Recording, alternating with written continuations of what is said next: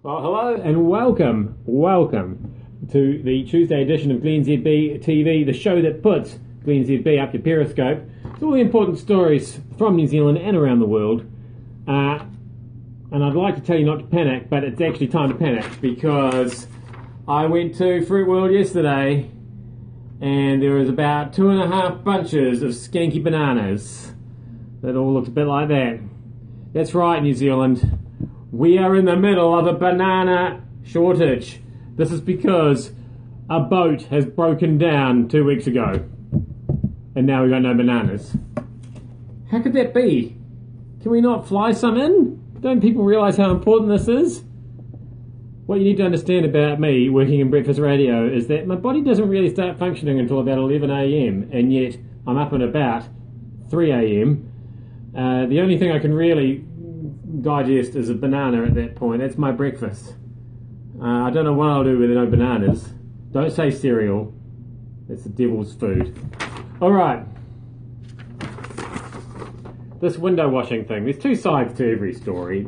Now, I don't know if you're at a major metropolis on the other side of the world, this story hasn't quite penetrated your news stream yet.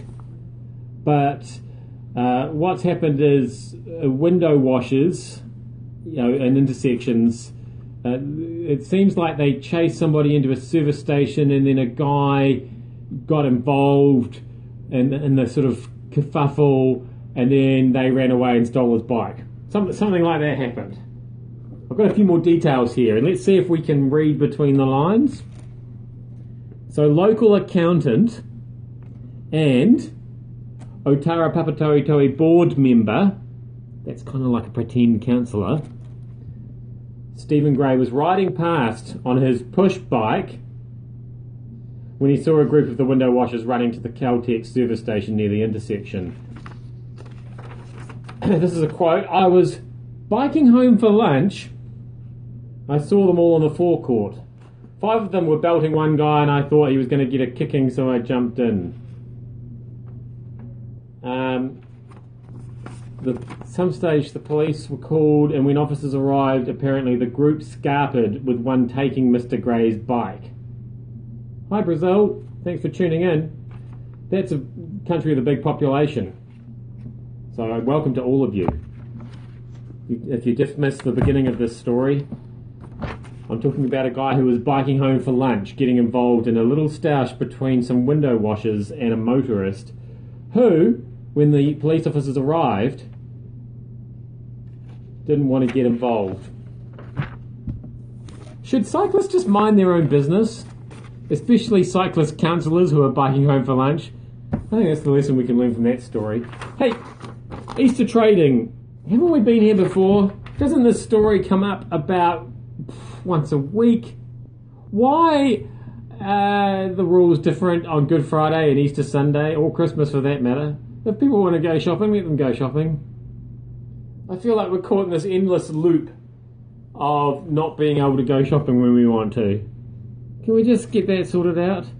A lot of people have asked today why the government have shunted that back to the councils and told the councils they have to make bylaws about this. I think it's fairly clear they can't be bothered caring about it and they've decided to hand it to the kind of people who bike home for lunch.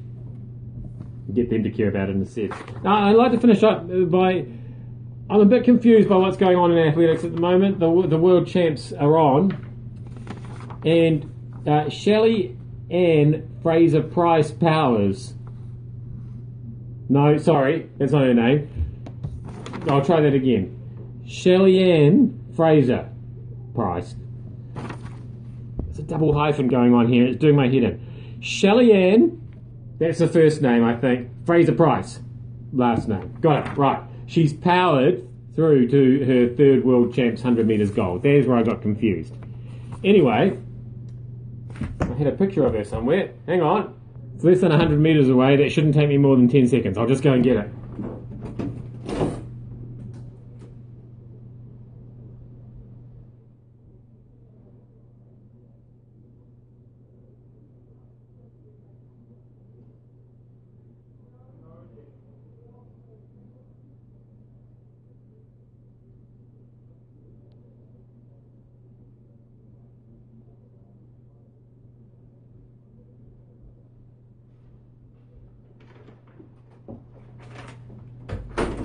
And I'm back. How long did that take? Did I get a record? Printer was further away than I thought. And I need a banana after that. Anyway, that's her there.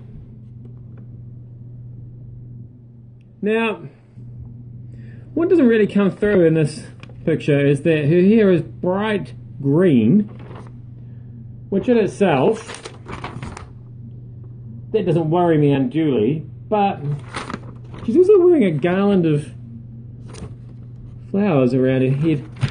So, isn't it uncomfortable when you're running fast? And the wind resistance? Interesting fashion choice.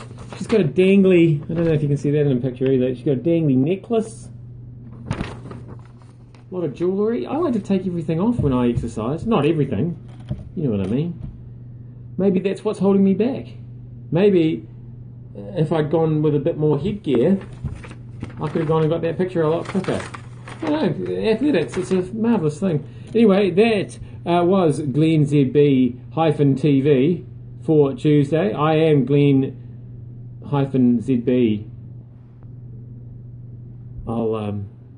Thanks for having me at your Periscope. I'll see you tomorrow.